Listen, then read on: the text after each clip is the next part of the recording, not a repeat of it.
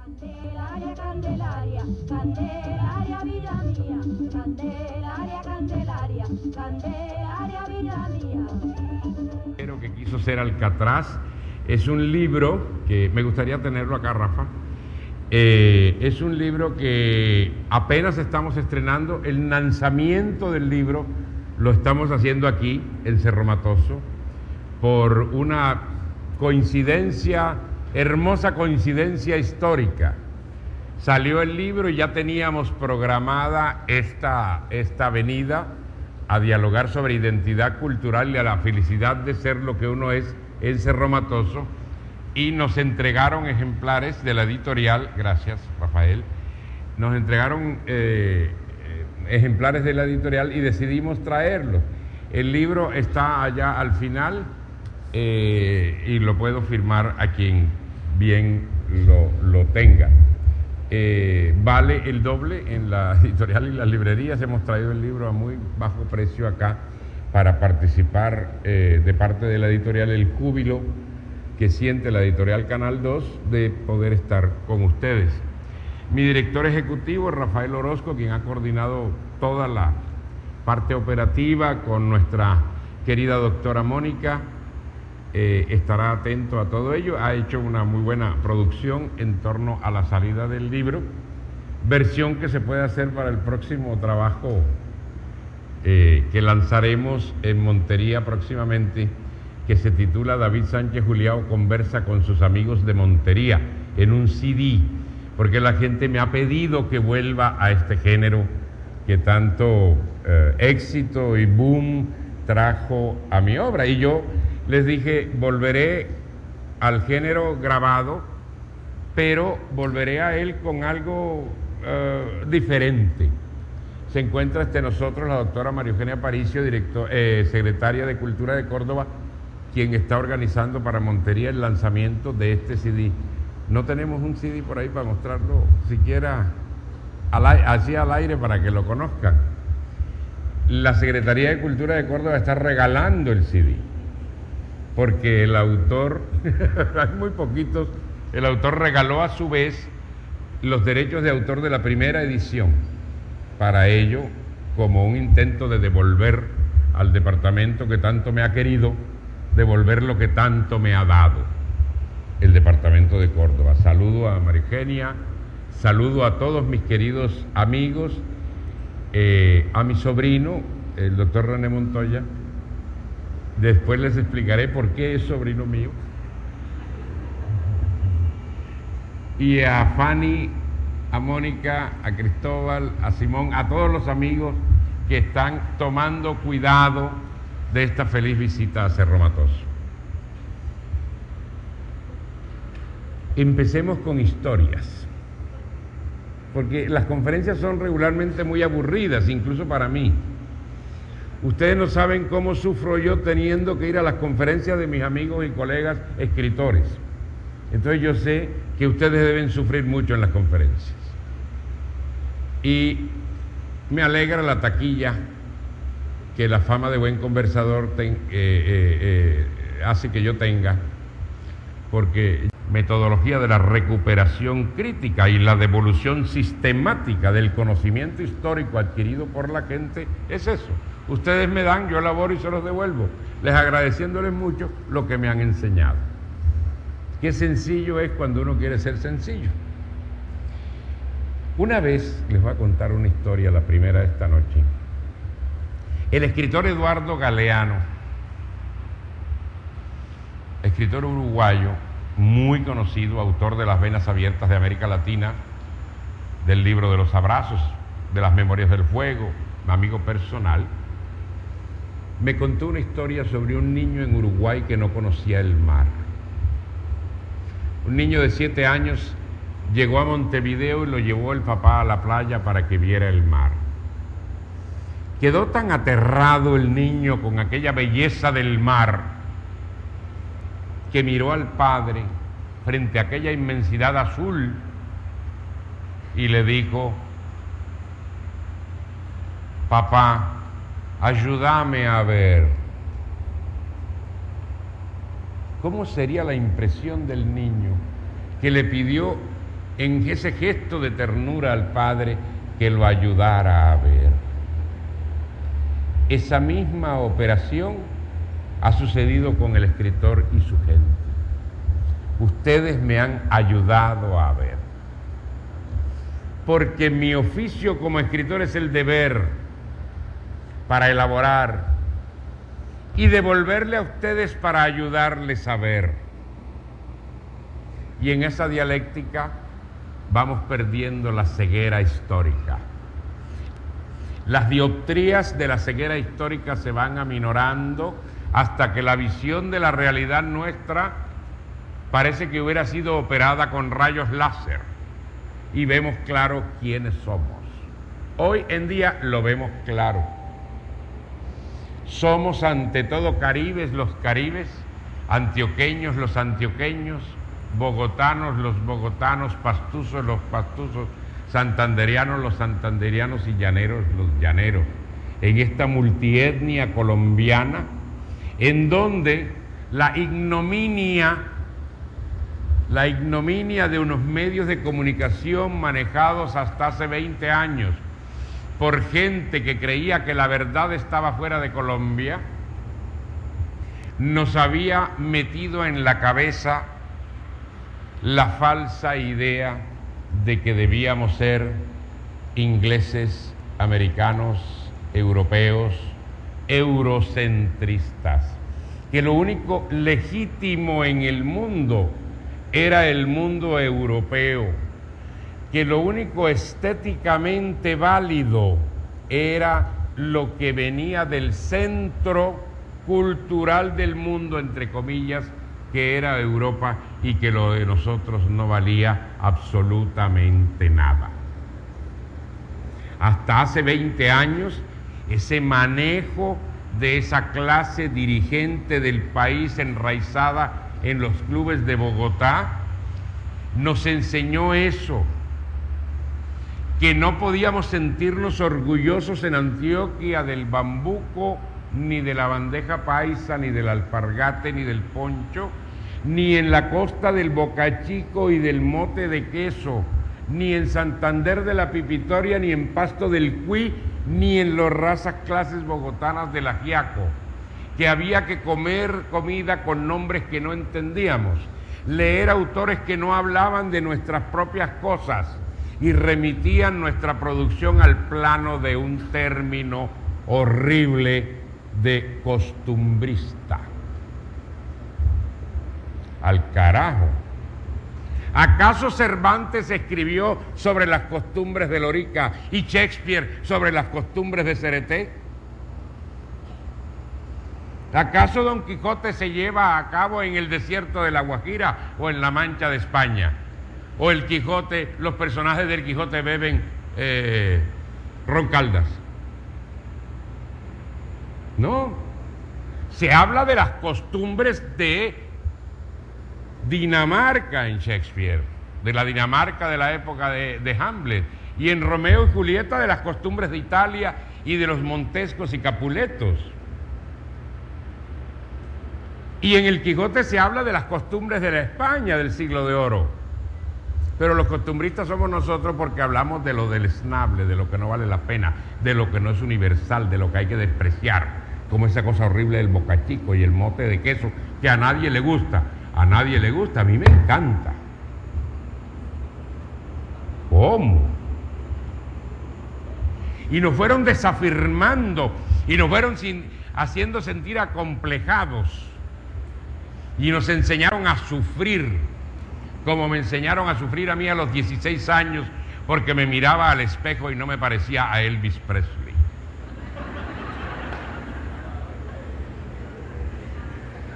Como hacen sufrir a las niñas hoy en día, porque no se parecen a Madonna.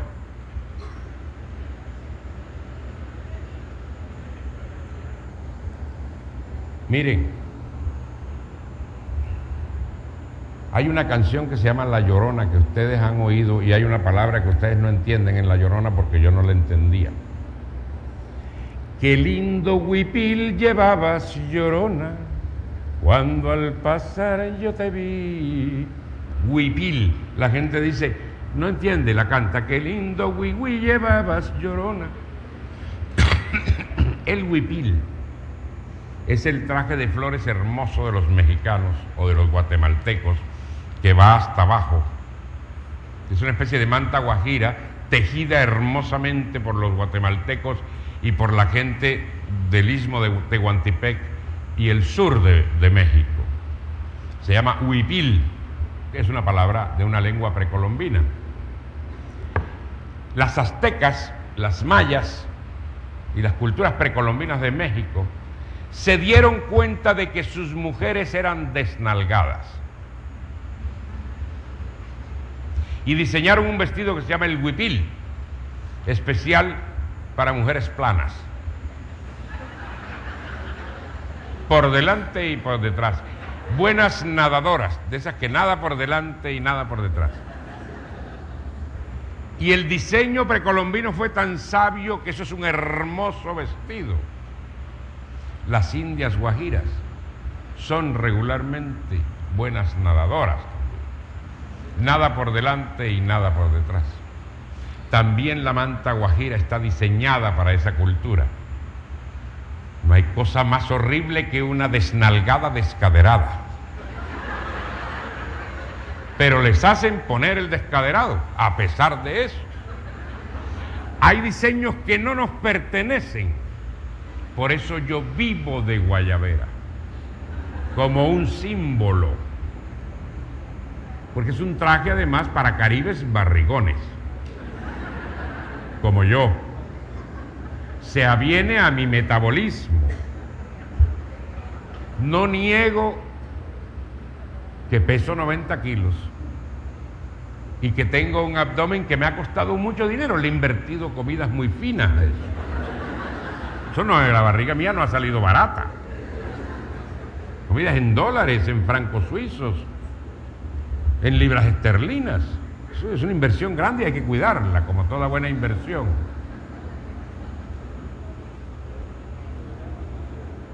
Y empezaron a manejarnos con una moda, un pensamiento, un sentido de la estética y un sentido del orgullo que no nos correspondía, ni nos corresponde. Y lograron que viviéramos desafirmados culturalmente. Esta mañana hablaba sobre la desafirmación cultural. La desafirmación cultural es muy parecida a la hipertensión arterial. Hay muchos hipertensos aquí porque el 30% de la humanidad es hipertensa. Y no duele la hipertensión, pero mata. Si uno no se toma su pastillita en la mañana y en la noche, dependiendo de lo que el médico diga, se muere, como dicen en Lorica, de una trombrosis.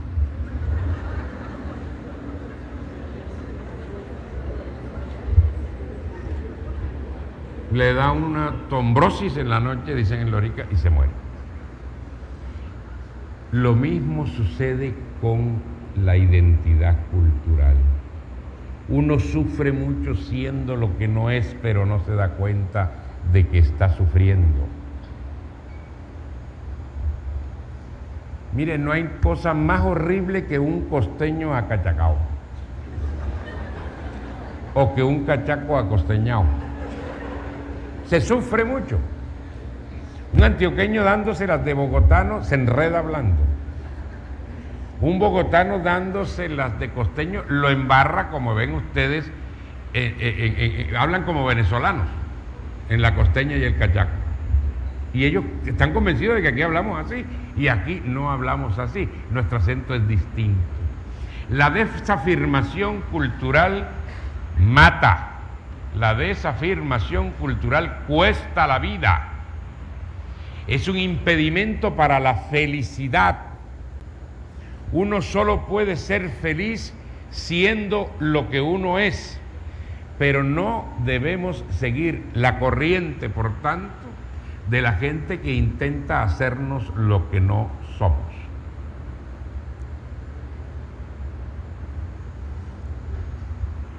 Esto está relacionado con lo que ayer me sucedió en la Universidad de Córdoba. El alma mater de la Universidad de Córdoba decidió otorgarnos el título de doctores honoris causa en español y literatura a 3 cordobeses: Manuel Zapata Olivella, Juan Gozaín y David Sánchez Juliao. Bajo sinuanos los 3 por coincidencia, del área de Lorica. Fíjense ustedes lo que produce el Boca Chico. Y uno hablando mal del Boca Chico. Para nosotros, comentaba con Juan, ¿alguien tiene un ejemplar del Meridiano de hoy? No. Bueno, ustedes lo vieron, el Meridiano nos dieron un titular muy grande en primera página que decía "En su tierra". Y comentábamos Juan Gozaín y yo, y lo comentó Juan esta mañana en RCN desde Bogotá, que lo más importante que a nosotros nos ha pasado en la vida fue lo que pasó ayer. Ayer leyeron nuestra hoja de vida antes de empezar la ceremonia, y la primera nota de la hoja de vida de Juan Gozaín dice: 17 veces Premio Nacional de Periodismo Simón Bolívar, 3 veces Premio Ondras en Barcelona y 1 vez Premio Antena de la Consagración. Y mi hoja de vida decía: traducido a 12 idiomas, 2 veces embajador, 14 premios nacionales e internacionales de cuento, libro de cuento y novela, y distinguido en 24 universidades del mundo, desde la Universidad de Kuala Lumpur hasta la Universidad de Granada. Nada de eso es importante. Y nada de eso valía si lo de ayer no sucedía. Nosotros queríamos, por razones no de orgullo, ni siquiera de satisfacción propia, sino de satisfacción de los cordobeses, ser reconocidos como profetas en nuestra propia tierra. Y lo logramos por la gente a la que representamos, por la gente sobre la que hablamos y en nombre de quienes hablamos, para elevación de los niveles de autoestima de nosotros todos. Y Juan y yo, mientras la ceremonia se llevaba a cabo, nos lo confesamos. Nos dimos la mano por debajo de la mesa y dijimos: we made it, lo hicimos, lo logramos por esta gente.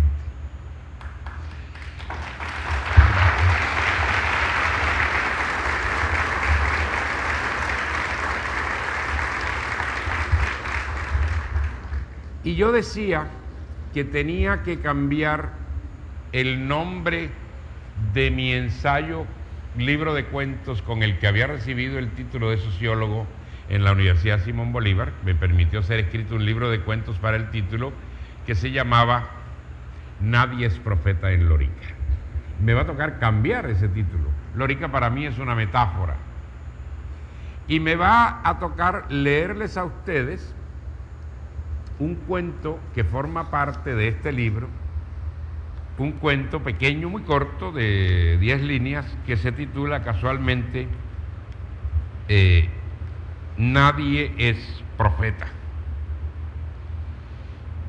Página 127. Esto le da la medida de las historias que se cuentan en este libro, Memorias de un viajero que quiso ser Alcatraz. Oigan esta historia que me pasó en Viena. Se titula Nadie es profeta. La visita a la casa natal a la casa de Beethoven en Viena encabezaba la lista de mis prioridades en la visita a esa ciudad, de manera que me instalé en la habitación del hotel, tomé el teléfono y marqué un número. Lo había planeado todo en el tren que me traía desde Budapest. Pertenezco a una asociación mundial de viajeros que permite a los socios contactar gente en cualquier país y solicitar ayuda no solo en caso de emergencia. «Aló», respondió una voz femenina. Saludé afablemente, me presenté como miembro de la cofradía de viajeros, confesé con orgullo mi profunda admiración por el genio de Beethoven, el sordo de Bonn, y entré en materia. Quisiera visitar la casa de Beethoven. ¿Podría indicarme la manera más fácil de llegar allá? Hay muchísimas casas de Beethoven en Viena, respondió una señora con áspero acento cargado de ironía y de desprecio. Ese señor sordo, dijo con desprecio, ese señor sordo cambiaba de casa con demasiada frecuencia, pues además de hacer mucha bulla con su piano, nunca pagaba el arriendo. Hasta ahí la historia. Luego yo le agrego, si eso piensan de Beethoven en Viena, ¿yo por qué me voy a poner bravo por lo que dicen de mí en Lorica? ¿No es cierto? Que ese tipo es tal cosa y tal cosa y tal cosa. Pues hombre, me ponen en el plano de Beethoven. Los propios coterráneos hablan mal de uno.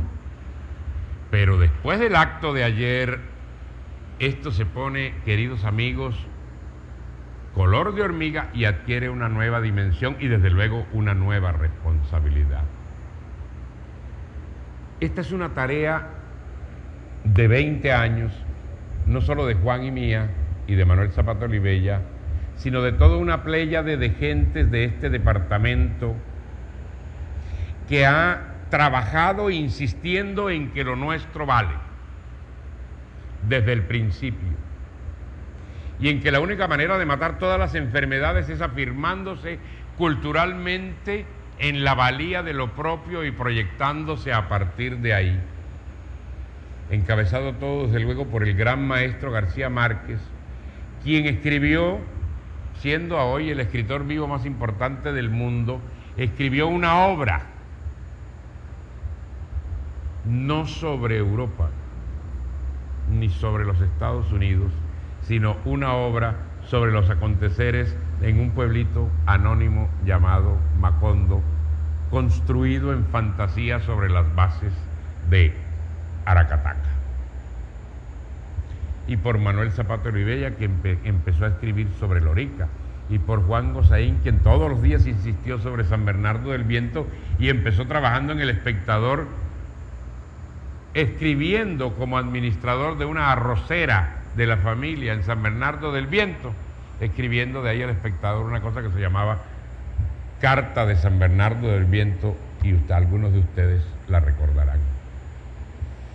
Y una cantidad de pintores y autores y cantantes y compositores y arquitectos y diseñadores y músicos que han hecho que se nos reconozca a la costa atlántica como la vanguardia de la cultura colombiana, según lo estableció hace 2 o 3 meses el diario El Tiempo.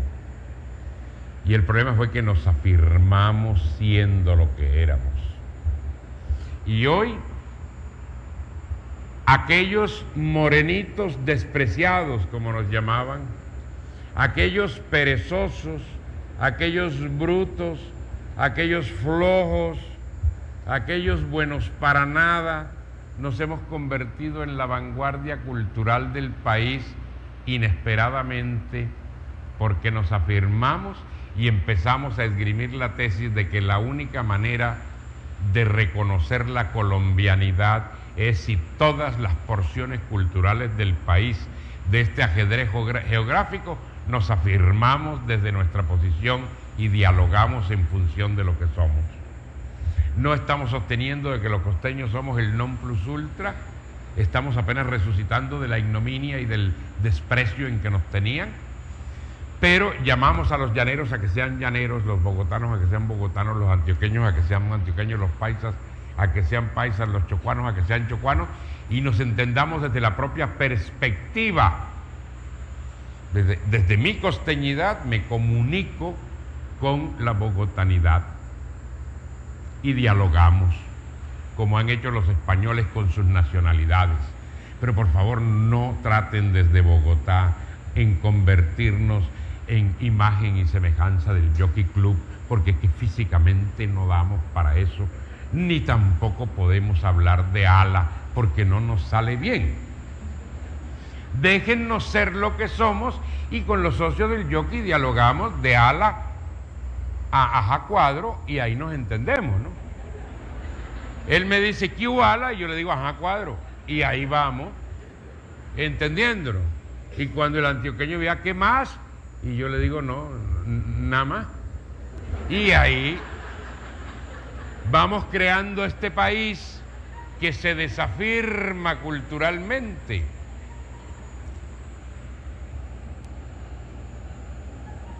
¿Por dónde empezó todo? ¿Por qué nosotros empezamos a insistir en esto? Con los maestros Fals Borda y García Márquez y Zapata Olivella y Juan Zapata Olivella y el ballet de Diela Zapata Olivella y Sonia Osorio y toda la generación, Cepeda Zamudio, toda la generación que nos precedió. ¿Por qué? ¿Qué pasó? ¿Cómo empezó todo? Después de haber yo visto en los baños de la universidad donde yo estudiaba un letrero que decía, haga patria, mate un costeño.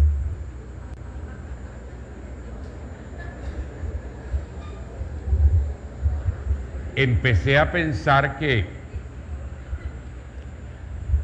pues si me iban a matar yo tenía que defenderme, afirmándome culturalmente y demostrando que yo valía.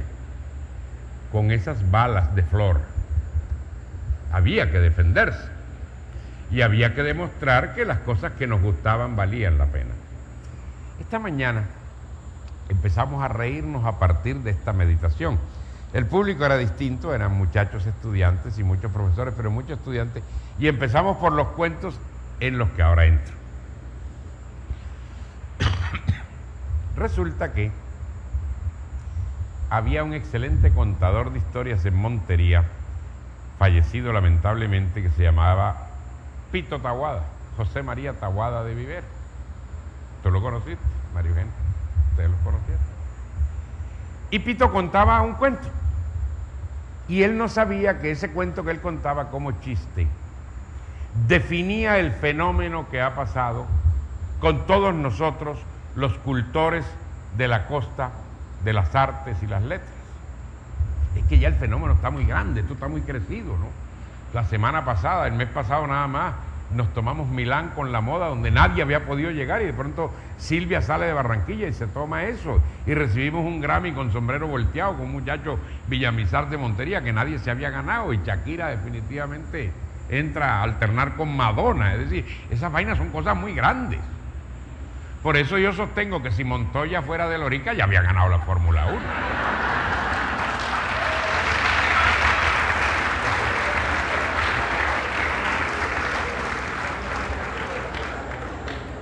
No, un tipo que llega de segundo y le dan la Cruz de Boyacá.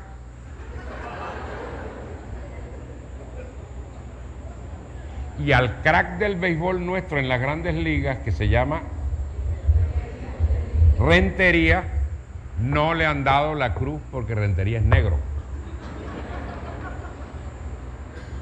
Pero Rentería es campeón y el otro es el segundo. Sí, pero ¿hasta cuándo vamos a seguir mirando un tipo que llega de segundo? Y si Patarroyo fuera de Cereté, sería premio Nobel de Química. Esas vainas grandes están hechas para nosotros.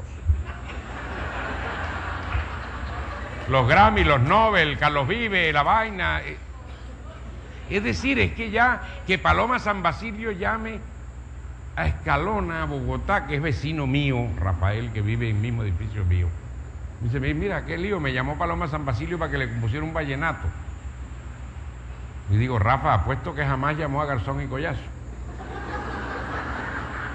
Porque el bambuco no llegó ni a Caucasia, ahí se quedó. De allí para acá no se oye.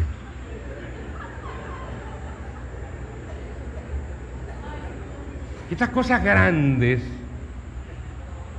las cosas grandes son para nosotros los flojos, los perezosos, los negritos, los malucos, los de qué más nos trataban, de bandidos, de todas esas cosas.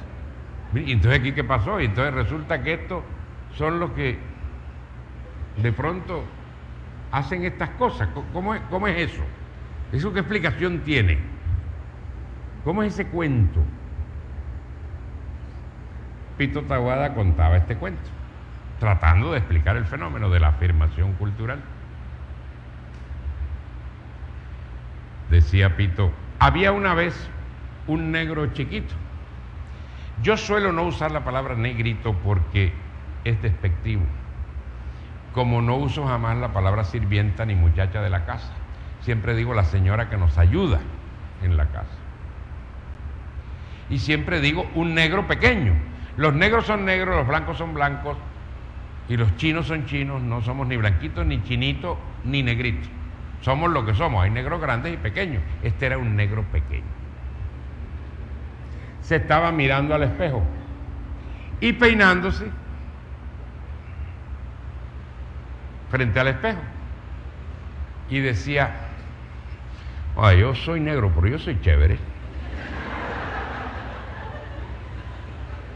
La madre, y yo tengo de este lado un perfil chévere, y de este lado tengo también un perfil chévere, y yo bailo chévere, y yo me visto chévere, y yo camino chévere. Y había un tipo al lado y le dijo, déjate de hablar mierda que tú eres un pobre negro hijo de puta. Y se le quedó mirando el negro y le dijo, pero chévere.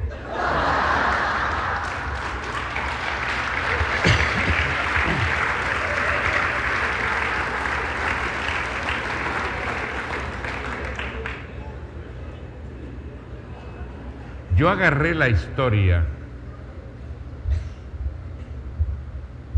le dije a Rafael Orozco, mi director ejecutivo, Rafa, necesito a que la secretaria me haga la lista de todos mis amigos, escritores, pintores, escultores, toda esta lista de la que le he hablado, porque necesito llamarlos por teléfono a donde estén en el mundo a contarles este cuento. Porque esta es la mejor definición que yo he oído de lo que ha pasado con este boom literario y artístico y musical del Caribe. Aceptamos hace 20 años todo lo que el interior del país, particularmente la llamada, entre comillas, aristocracia bogotana, nos endilgaba. Sí, perfecto. Somos flojos, somos perezosos, somos malucos, hablamos mal, nos comemos la S, no sabemos de castellano. ¿Qué más éramos? Hombre, no me hurgues el recuerdo.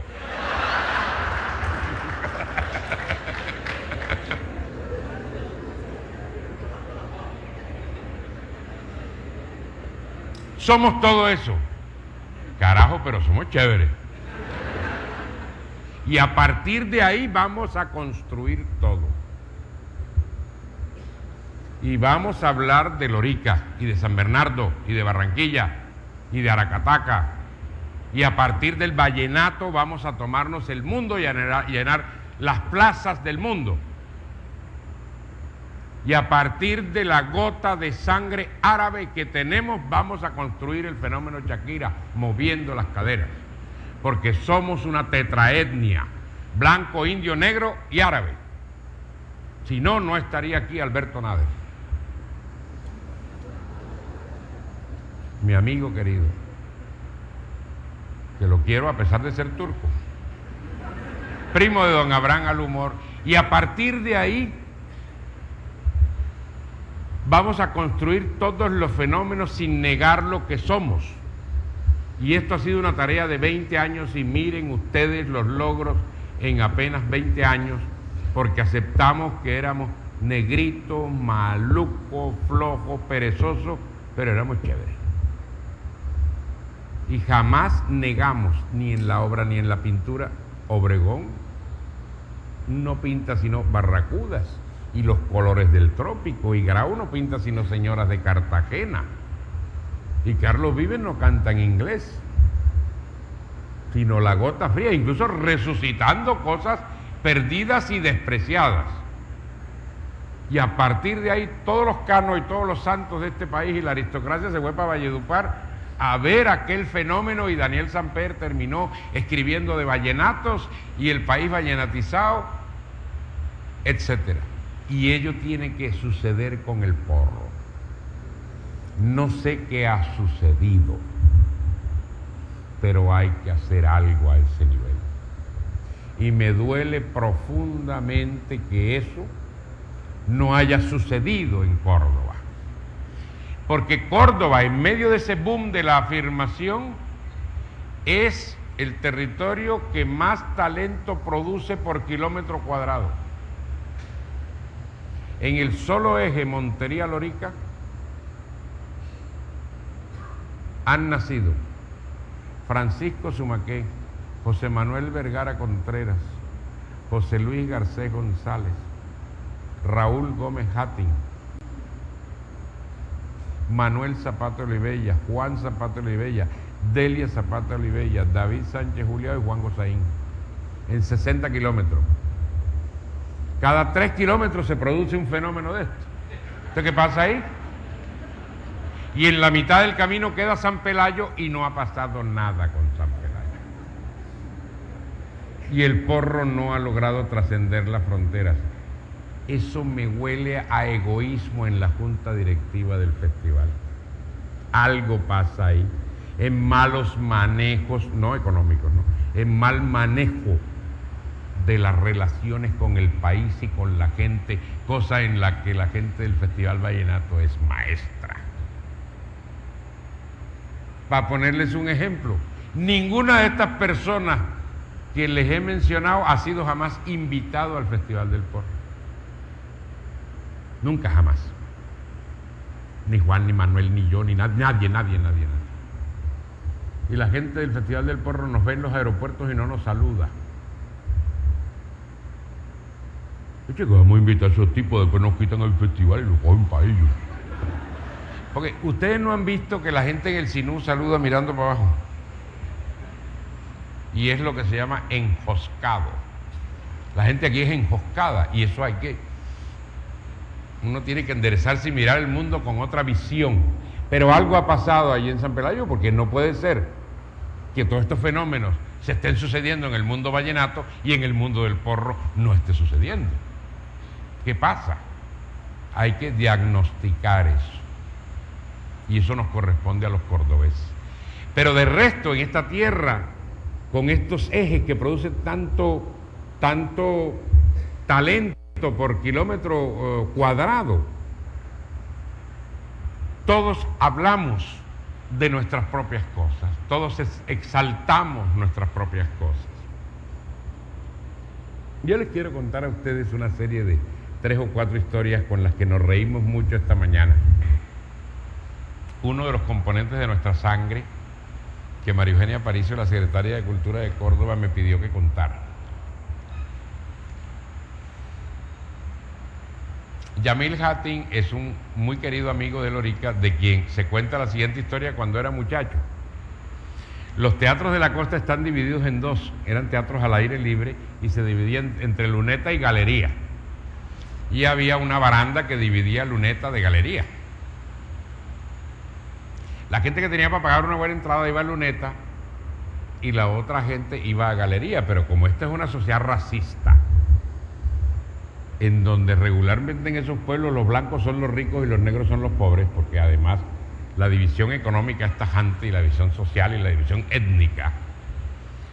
Cuando aparecía un tipo que quería besar a una muchacha o había tirado en la playa a una muchacha que estaba besando, la gente de galería gritaba al actor: ¡cómetela!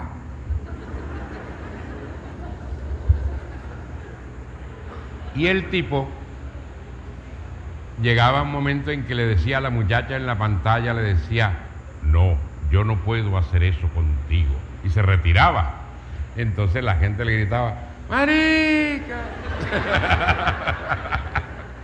Y se alebrestaba aquella galería gritando. Entonces Yamil se subía en la verja, en la barda que dividía Luneta de galería, abría los brazos y decía, ¡cálmate, África!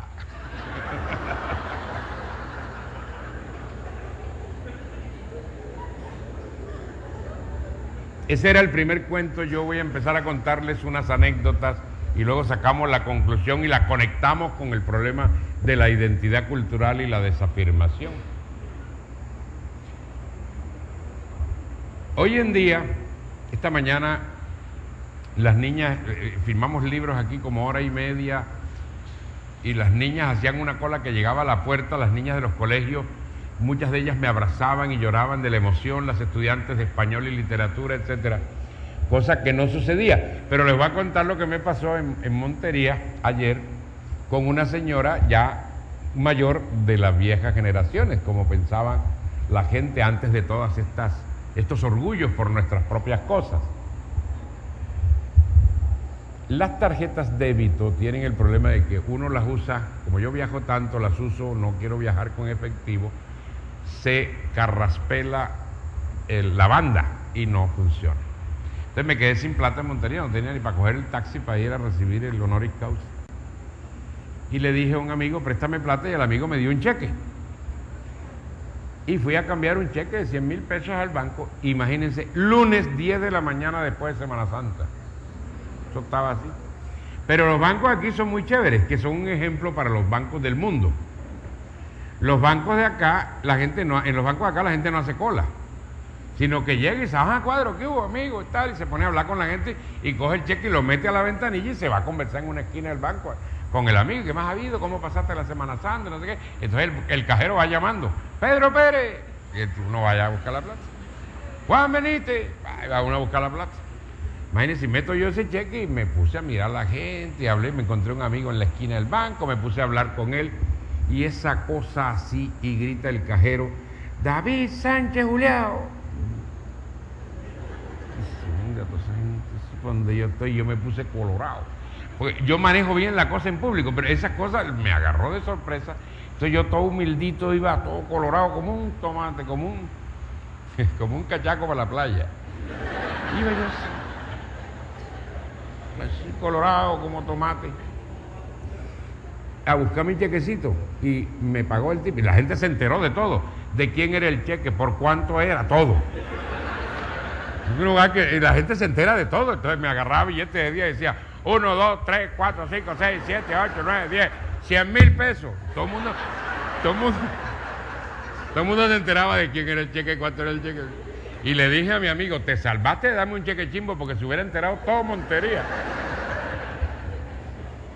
Cuando voy saliendo del banco, esta señora de unos 65, 70 años, de la generación esta anterior a este fenómeno de los últimos 20 años, todo, me para a la salida del banco y me dice, mire, perdone.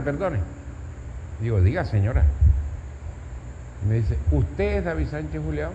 Dije, sí, señora. Y viene la vieja y me mete una mirada escrutadora, como madre de Montelíbano mirando a la hija que va para un baile con descaderados. Me vira así.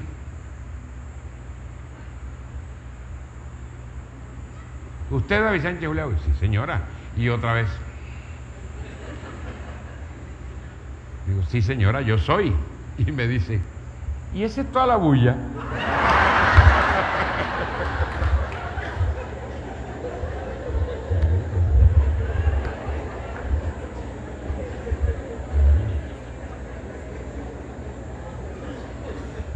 ¿Cómo va a ser importante una persona que se parece a sus hijos? Que habla como sus hijos, que come como comen sus hijos, que baila como bailan sus hijos, que no me han visto a mí bailando porro, que camina y que habla y que se parece, y sí, tengo cara de gente de ahí, de estos pueblos, ¿no? Porque la gente importante no se parece a uno. Nos han metido en la cabeza que aquí se es más importante en la medida en que menos de aquí uno parezca. Y ustedes no han visto a la gente de aquí que se vuelve pris, como dice mi mamá. Y de pronto son sofisticados. Y él dice, tipo de San Pedro Bolívar. Y, güey, ¿cómo estás? ¿Cómo te va? Y tal. Mi mamá dice que son pris que hablan como fritando huevo. ¿Cómo? Claro, víctimas de ese síndrome de que para parecer importante no se puede uno parecer a uno mismo y a la gente de aquí, porque ¿qué va a ser importante? En Lorica le dijeron a un tipo, cuando yo gané el premio Plaza y Janés, un tipo le dijo al otro, y oye, qué cosa buena la del David, a mí en Lorica me dicen el David Sánchez, mis amigos, qué cosa buena la del David Sánchez, es un escritor importante. Y dice, eche, que va a ser importante ese tipo si jugó trompo conmigo.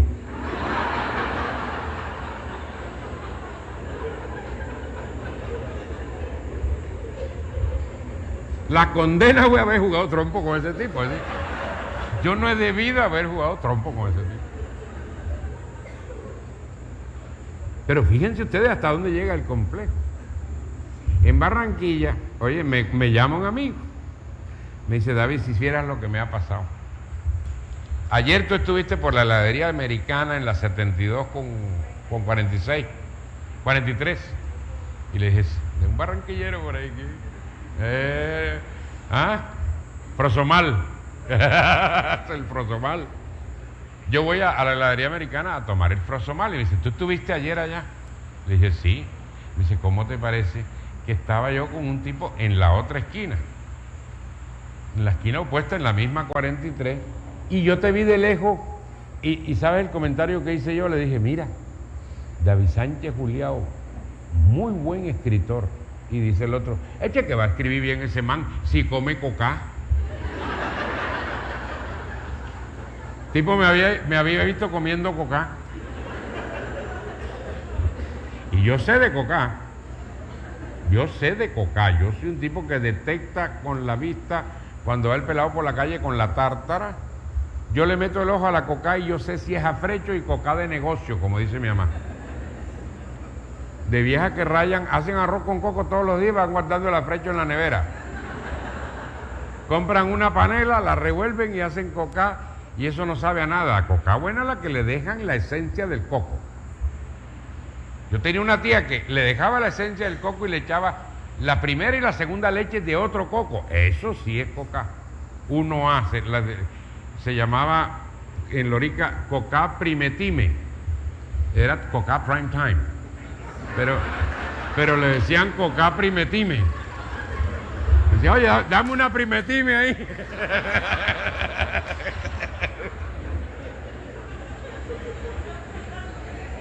Yo de coca sé.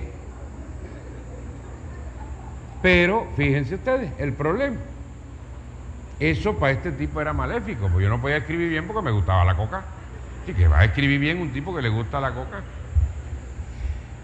La cumbre de todos esos cuentos, la cumbre, es este que es maravilloso. No, hay dos más, ese no es la cumbre es el último.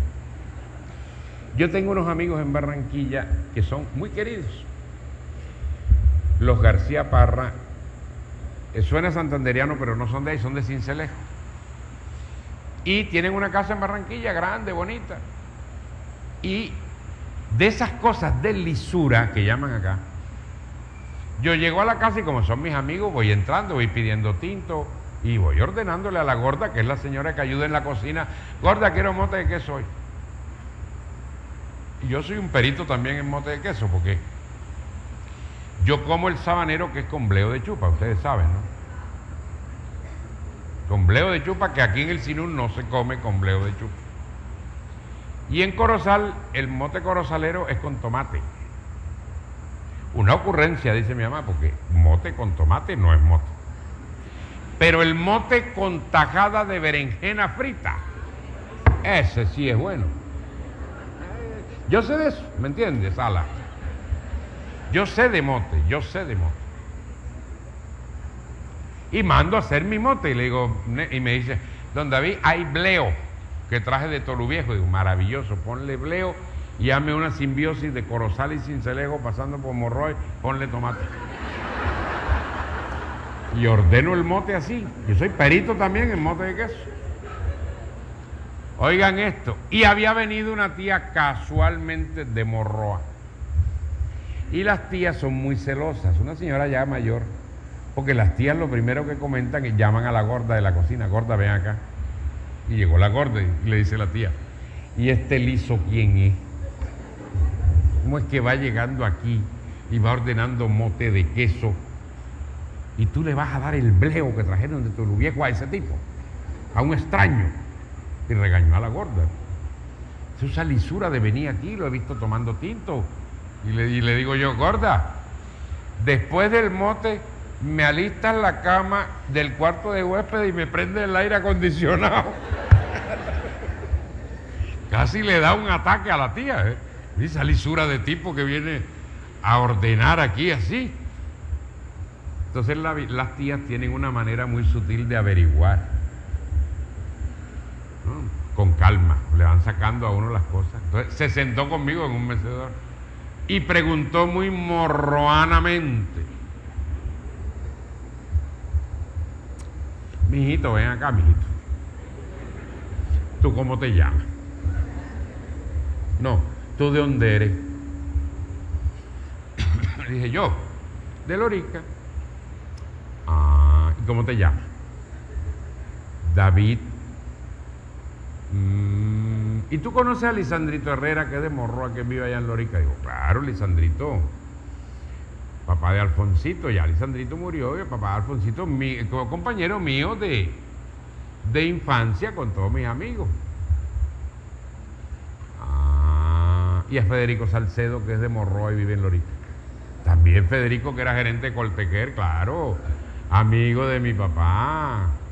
Claro, pasó la luna de miel en México con Pachita y trajo el primer vestido de mariachi a Lorica. Pero era muy cabezón y el sombrero mexicano le quedó chiquito. Y yo le daba detalles a la señora del tipo de Morroa. Y después me había preguntado el nombre y me dice, ajá, ¿y tú te llamas David? ¿Y qué apellido es? Sánchez. ¿Sánchez qué? Juliao. Y se quedó callado. Bueno, gorda, mi mote, hice la siesta y me fui. Llegaron Eliodoro y Elsie, mis amigos, a las 7 de la noche. Estaban de viaje. Y se abalanza la tía corriendo y le dice, conocí a David Sánchez Juliao. Sí, tía, ¿cómo te pareció? Dice, puso. Yo creí que tan siquiera era cachaco. ¡Lorique!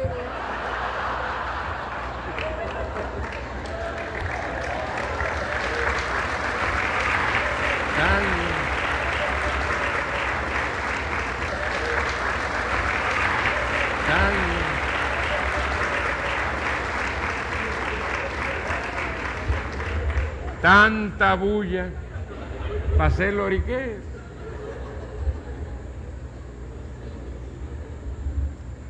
Fíjense ustedes esa diferencia con lo que la universidad piensa hoy o con las hermosas niñas de esta mañana que hicieron una cola de 2 horas para que yo les dedicara 1 minuto hablando y les firmara un libro. Ya ha renacido un orgullo por la afirmación. Hablando de mote de queso, esto no tiene nada que ver con la conferencia, pero como uno a veces hace una digresión, oye, te voy a contar un cuento y tal. No, esto no tiene nada que ver con la conferencia, es un cuento que les voy a contar. Hablando de mote de queso, ahora que me acordé, había un tipo en un velorio en Lorica y le dice el otro, le dice, Pello, te noto como tristón. Dice, no, estoy aburrido de este país. Este país, no, estoy aburrido de este país. Yo quiero irme, no joda, por un país lejos donde se hable distinto y se coma distinto y se baile distinto y hablen distinto y todo sea distinto. Dice, ¿como para dónde, Pello? Dice, joda, como para Cincelejo.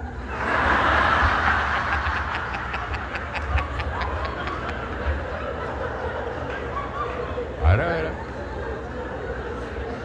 Y le digo yo. Y le dice el otro tipo, dice, da, Pello, Cincelejo, eso es la misma vaina. Dice, la misma vaina, para fregarte allá le echan tomate al mote queso.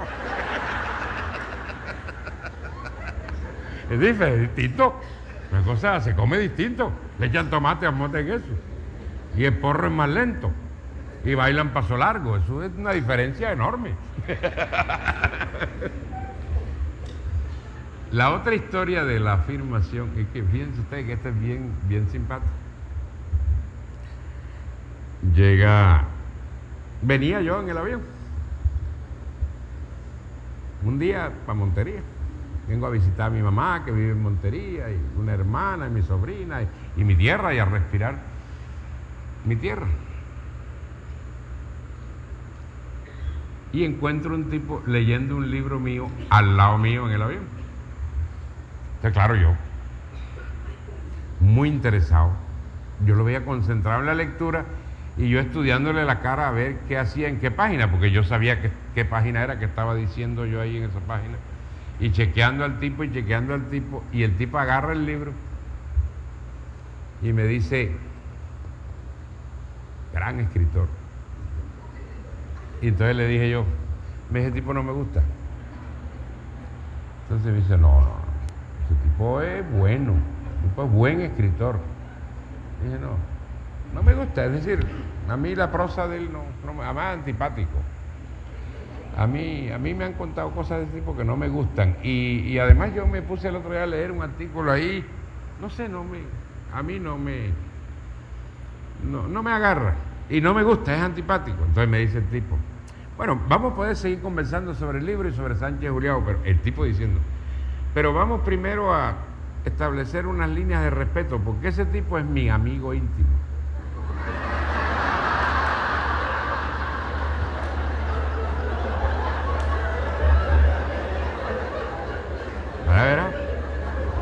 Ahora verás que eso no es nada. Digo, está bien, puede ser tu amigo, pero uno también tiene derecho a pensar sobre un autor. Me dice, ¿y qué vas a darle a Plato si tú no lo has leído? Digo, bueno, pero no puede también tener su opinión, ¿no? Sobre el tipo. Digo, pero tú eres amigo de él. Y dice, íntimo. Voy para allá, para Lorica. Ese tipo, llego yo y me arma una parranda vallenata, me arma sancocho, nos emborrachamos juntos porque nosotros somos compañeros de trabajo en Bogotá, en Caracol. Nosotros trabajamos juntos. Bueno, listo. Bueno, así llegamos, el avión, Y en Montería, ustedes saben que la salida de las maletas se demoran más que los cheques de la alcaldía, que los sueldos de la alcaldía de Montelíbano. Qué ingenio el del tipo, pero qué belleza y qué homenaje. Primero, una persona que venía leyendo un libro mío. Tiene derecho a ser embustero. Tipo que viene leyendo un libro mío. Un tipo que me hace el homenaje de inventar la mentira y disfrutarla de que es amigo mío. Y que después con esa inteligencia saca aquel pretexto. Fue muy bello. Yo quiero concluir comentándoles que uno de los problemas serios de la afirmación cultural, además del complejo cultural, y cultura es todo, es la comida, es el baile, es la vida, es la manera como decoramos la casa, es como asumimos el trabajo, es como caminamos, es como bailamos, es como soñamos. Una de las maneras de asumir nuestra cultura es exaltándola y sintiéndonos orgullosos para evitar el dolor cultural, que es parecido al de la tensión arterial, y para ser menos violentos porque La afirmación cultural es directamente proporcional. La desafirmación cultural es directamente proporcional a los niveles de violencia en este país tan violento. Yo siempre me he preguntado por qué dos ciudades tan violentas como Medellín y Cali tienen ritmos importados, la salsa y el tango. Debe haber alguna correspondencia en eso.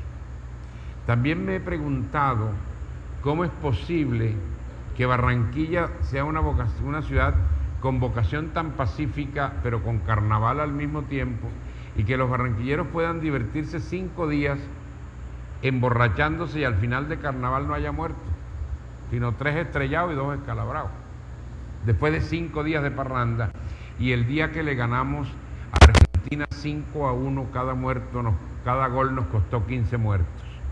Cuando los bogotanos salieron a festejar el triunfo, hubo 80 muertos en Bogotá esa noche. Salimos a 15 muertos por gol. Esa es una ciudad que no tiene carnaval, ni tiene festival vallenato, ni festival del porro, sino Halloween. ¿Habrá o no habrá una correspondencia en la desafirmación cultural y la violencia? Me pregunto, no son afirmaciones contundentes.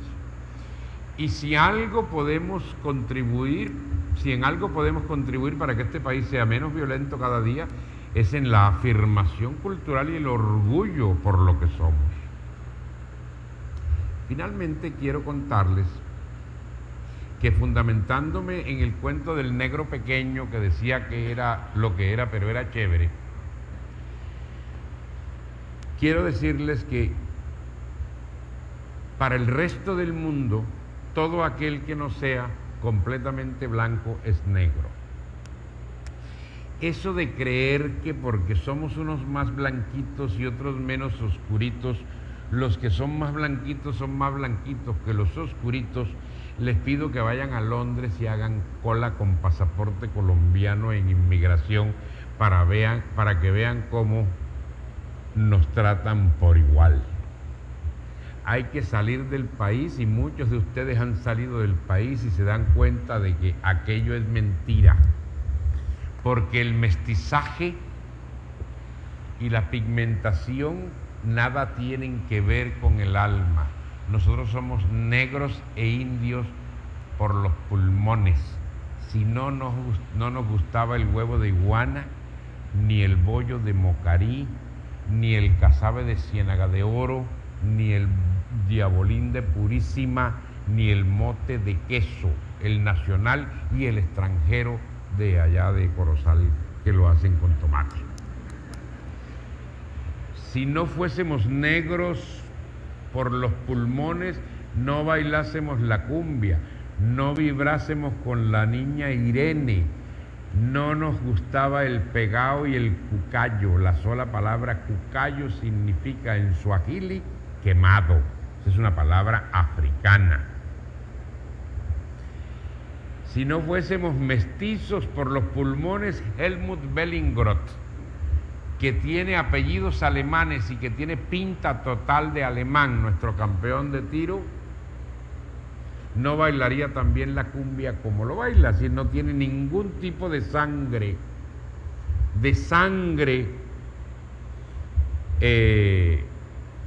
mestiza, es alemán puro.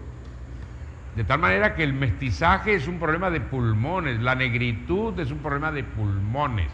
Ustedes se acuerdan que yo escribí una canción que se titula El Indio Sinuano, y yo reconozco en esa canción, dice: yo soy indio de los puros del Sinú, yo soy indio, chato, cholo y chiquitín, y esta tierra es mi tierra y este cielo es mi cielo. Y así reconozco que también soy negro, y así reconozco que también soy turco, aun cuando no tenga una sola gota de sangre turca, pero cara de turco. Pero reconozco la tetraetnia que me compone porque la he respirado, y nadie puede negar al que le guste el huevo iguana, por más bonito que sea, que es indio. Y nadie puede negar al que le guste el pegao, por más blanquito que sea, que es africano. Y al que le encanta el plátano frito, peor. Y al que le guste el mote de queso, peor. Porque si ustedes analizan la factura del mote de queso como plato de la identidad sinuana con de la identidad cordobesa, porque los del Sinú tenemos como plato insignia el bocachico, pero los habaneros de Sagún, esta parte, que no tienen río, tienen mote de queso y nosotros también, de tal manera que lo que nos define en Córdoba en verdad es el mote de queso y no el bocachico. Y los que saben que ese es el plato insignia y les encanta ese plato, miren bien, ahí están presentes los 3 ingredientes que nos componen: el ñame indígena, el coco africano y el queso español. Y yo, para sentirme más sinuano, lo como con quibbe crudo, y ahí están los 4 ingredientes. Porque ustedes saben que el ganado vacuno y el ganado caprino que produce la leche fue traído por los españoles. Es el aporte de los españoles el queso. Al mote de queso, el aporte español es el queso. El aporte indígena, el ñame. De los 2, criollo y espino. Acuérdense que yo soy perito en mote de queso. Y el aporte negro, el zumo de coco, que se echa al final y no lo dejen hervir porque se les agria. Y no separen las leches de primera leche y segunda leche. Una sola leche, la primera se la echan, la otra úsenla para hacer coca. Ese plato insignia nos compone en toda nuestra etnia. Al que le guste el mote de queso es mestizo, no lo nieguen. Y los que no son de aquí y no son de Córdoba, analicen su plato insignia. En Santander, en Antioquia, ¿qué es la bandeja paisa? Sino una combinación de todo lo que nos compone como cultura. Eso es catío y es blanco. Es indio, es negro de las minas de Antioquia también. Con razón, la bandeja paisa en su versión venezolana tiene el nombre que tiene. Se llama pabellón. Es el pabellón nacional, es la insignia gastronómica de Venezuela. Yo creo que lo dicho está. Nos hemos divertido mucho, hemos pasado un rato muy agradable, ha sido muy grato estar con ustedes y quiero decirles que me siento muy orgulloso de ser colombiano, muy orgulloso de ser costeño y de ser sinuano, y ahora muy orgulloso de declararme huésped de Montelíbano. Muchas gracias.